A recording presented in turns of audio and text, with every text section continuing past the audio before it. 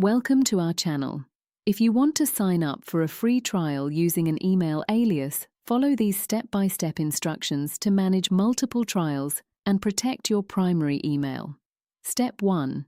Understand that an email alias is an alternative email address that forwards to your main inbox without requiring a separate account. Step 2.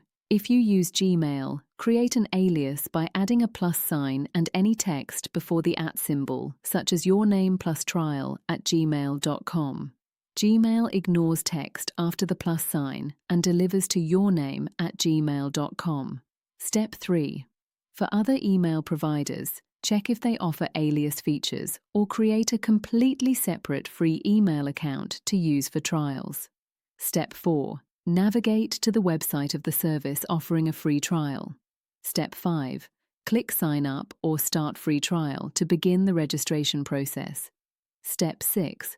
When prompted for an email address, enter your alias email instead of your primary address. Step 7. Complete the rest of the registration form, including password, name, and payment information if required.